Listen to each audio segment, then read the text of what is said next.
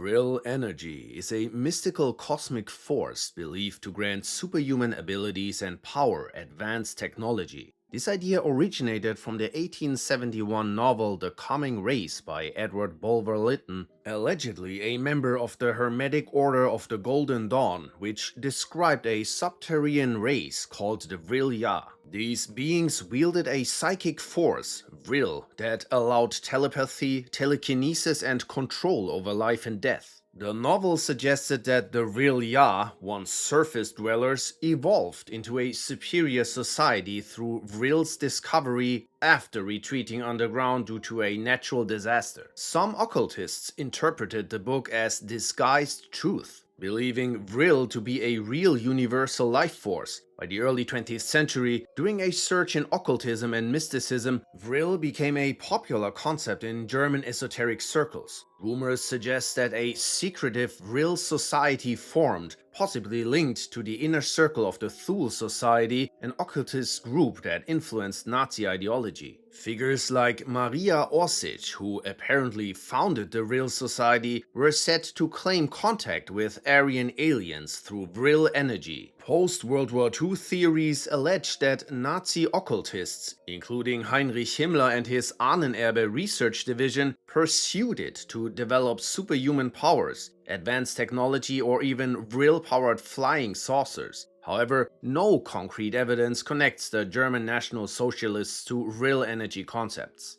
Ariosophy, meaning wisdom of the Aryans, is an esoteric ideology developed in Austria by Jörg Lanz von Liebenfels and Guido von List between 1890 and 1930. Apparently, Hitler read Lanz's works in his early years in Austria. Ariosophy blended occultism, racial theories, and Germanic mysticism, forming a subset of the nationalist Völkische Bewegung. It emphasized Aryan supremacy, runic symbolism, the swastika, and a return to ancient Indo-European religions, rejecting Christianity as a Semitic imposition. Historian Nicholas Goodrick Clark argued that Ariosophy evolved from the traditionalist Völkisch movement. According to him, it associated problems of modernism with the supposed misdeeds of Freemasonry, Kabbalah, and Rosicrucianism to prove the modern world was based on evil principles. Guido von List envisioned an ancient Germanic religion centered on sun worship and a mystical priesthood, which he believed was suppressed by the Roman Catholic Church. He also claimed that heraldic symbols contained secret runic messages preserving an Aryan heritage. He called it Aryanism and heavily relied on mystical interpretations of ancient runes, which later influenced Nazi symbolism, including the SS insignia.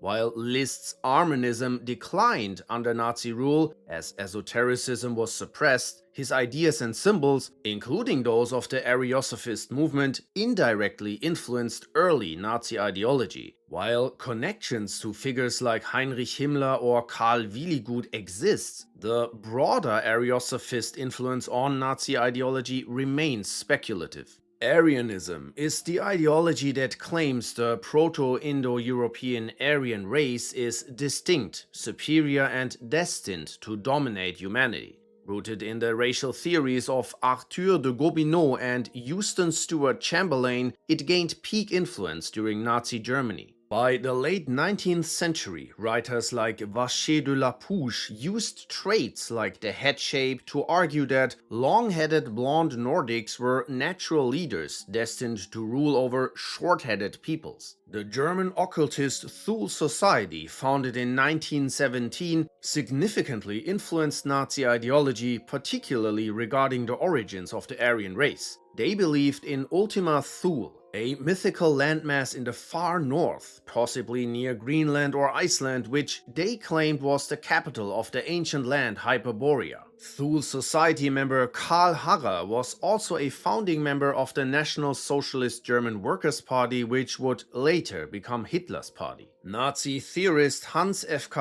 Günther later classified Europeans into 5 subtypes, ranking Nordics as the racial elite. His work, read by Hitler, influenced Nazi racial policies. Germans were seen as predominantly Nordic, though Günther warned against mixing German and other blood. This led to laws like the 1933 Civil Service Act requiring civil servants to prove Aryan ancestry, and the Nuremberg Laws of 1935, which defined acceptable racial backgrounds. Heinrich Himmler even sent expeditions to Tibet to find evidence of Aryan origins and mystical wisdom, believing the region held secrets to the supposed master race. The Nazi scientists collected specimens and measured skulls to define racial backgrounds, claiming the local population were Aryans. Himmler aimed to justify his obsession with racial purity through such expeditions. Later, debates arose over Aryan status within the Axis, with Hitler favoring northern Italians as more Aryan than southern ones. Mussolini referred to Italians as a Mediterranean branch of the Aryan race. The world ice theory, or Welteislehre, is a long discredited cosmological idea cooked up by Austrian engineer Hans Hörbiger. It claimed that ice is the fundamental cosmic substance and everything, moons, planets, and even the global ether, was made of ice. The theory proposed that the solar system formed when a massive star collided with a smaller, water-filled one. The impact triggered an explosion, scattering icy fragments into space. Those frozen blocks formed the Milky Way and various solar systems. Hörbiger even blamed the destruction of earlier ice moons for biblical events like the Great Flood. This idea was popular among certain Nazi elites, including Hitler and Himmler, who latched onto it as a Germanic alternative to conventional science, which they derided as Jewish or overly rational. Philosopher Houston Stewart Chamberlain, an influential figure in early Nazi ideology, also championed this theory and made it the cosmological dogma during the Third Reich. The SS even funded research into WEL applications. Despite being framed as an Aryan concept, a few Jewish intellectuals supported the theory. Artifacts of power. The Nazis had a thing for mystical artifacts, believing they could both legitimize their rule and harness mystical powers. Two big obsessions were the Spear of Destiny and the Holy Grail, which became central to the occult-fueled ideologies. The Spear of Destiny, supposedly the spear that pierced Christ's side, was wrapped in legend as the key to controlling the world's fate. Figures like Constantine and Charlemagne were said to have wielded it, and Hitler was captivated by its supposed power. After invading Austria in 1938, Hitler seized the spear from Vienna's Hofburg Museum. Himmler even kept a replica for himself in his private room. The original was later buried under Nuremberg Fortress, found just as Hitler met his end. The Holy Grail obsession was equally dramatic. This legendary cup, supposedly used by Jesus at the Last Supper and later by Joseph of Arimathea to catch Christ's blood, became a focal point for Nazi occultism thanks to German writer Otto Rahn.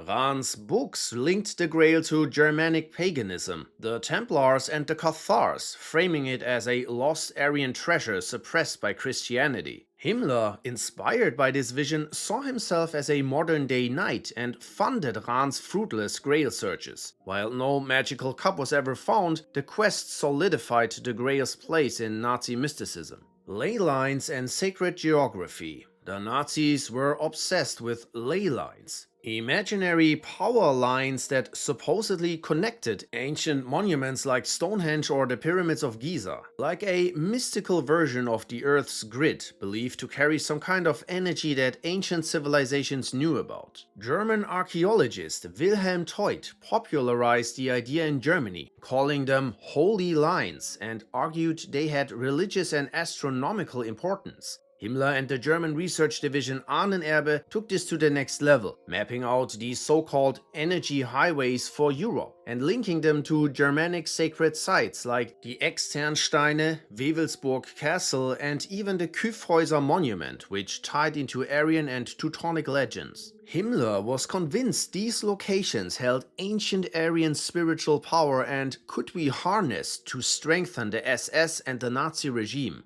They even employed Ludwig Straniak, a pendulum dowser who used his gift to find mystical earth currents on maps. Rituals and ceremonies were held at these sites in the hope of tapping into this supposed energy grid. Wotanism. The Nazis, particularly within the SS and the Ahnenerbe organizations, sought to revive Germanic paganism as a replacement for Christianity, which they viewed as a foreign, weak religion that clashed with their vision of Aryan strength and purity. This push for pagan revival wasn't universally embraced across the Nazi leadership, but figures like Heinrich Himmler, again, were deeply invested in dismantling Christian traditions and replacing them with a religion rooted in ancient Germanic mythology and Nazi ideology. Wotanism, a revival of beliefs centered around the Germanic god Wotan or Wodanas, was at the heart of this effort. Himmler and others promoted Wotan as the archetypal Aryan leader, a god of war, wisdom and power.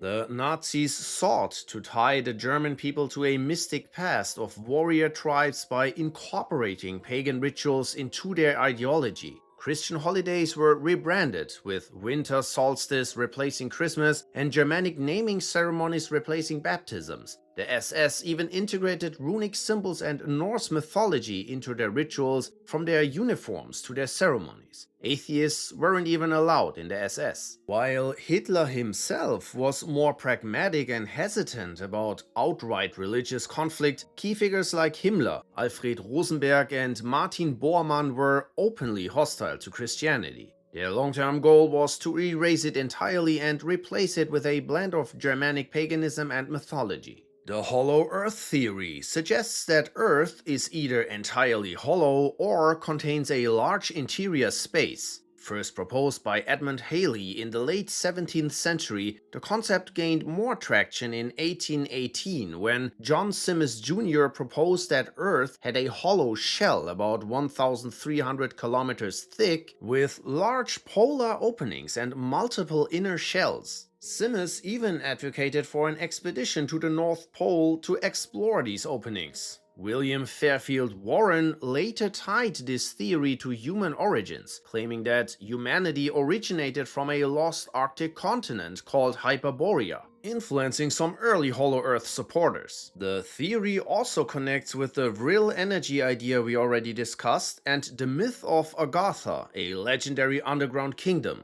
The connection between the Hollow Earth theory and Nazis surfaced post-World War II, fueled by speculative books like The Morning of the Magicians. Claims that some Nazis, including Himmler, believed in the Hollow Earth or that it housed advanced civilizations, especially Aryans, persist. But there is no proof that they had this belief. The idea is often linked to myths about secret Nazi bases, particularly in Antarctica. The SS ceremonies. Himmler crafted specific SS rituals as tools to reinforce a cult-like identity. SS recruits underwent torchlit initiation rituals designed to sever ties with their past lives and bind them to the SS as a new family. Oaths of loyalty to Hitler were taken surrounded by Germanic runes. Himmler framed these ceremonies as a rebirth to connect with mythical Aryan ancestors. At the heart of this vision was Wewelsburg Castle near Paderborn, which Himmler reimagined as a Nazi Camelot,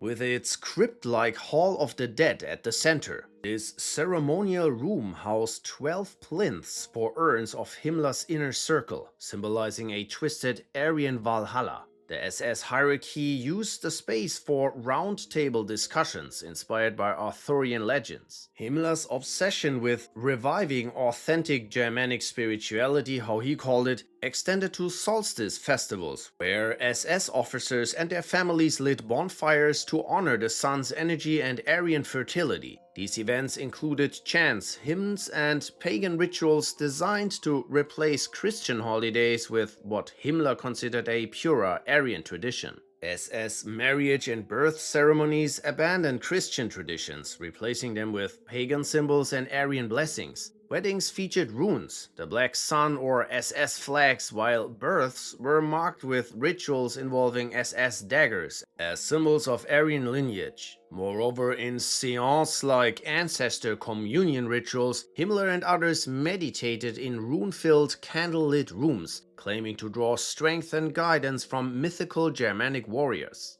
Astrology and Divination. Under Himmler's direction, the SS established dedicated units for supernatural intelligence gathering. The most notable one was the Pendulum Institute, where operators would swing pendulums over maps, claiming they could detect enemy ships, submarines, and troop movements through electromagnetic energy patterns. This practice was institutionalized enough to generate official military reports and receive significant funding. Astrological operations were a little bit more complex. While Hitler himself was skeptical, other leaders like Rudolf Hess and Himmler embraced it. The Nazi intelligence service and the Ministry of Propaganda employed astrologers like Karl Ernst Kraft to analyze Allied leaders' horoscopes, particularly Churchill's. Kraft also claimed to have predicted the 1939 assassination attempt on Hitler, earning him a brief role as an occult advisor. Joseph Goebbels took a pragmatic approach, using astrology as a propaganda tool for his ministry. He would distribute favorable astrological predictions in occupied territories while suppressing negative ones. They even created fake zodiac interpretations suggesting German victory was cosmically ordained. After Rudolf Hess flew to Scotland in 1941 to talk peace, reportedly influenced by astrological advice, Hitler cracked down on public astrology.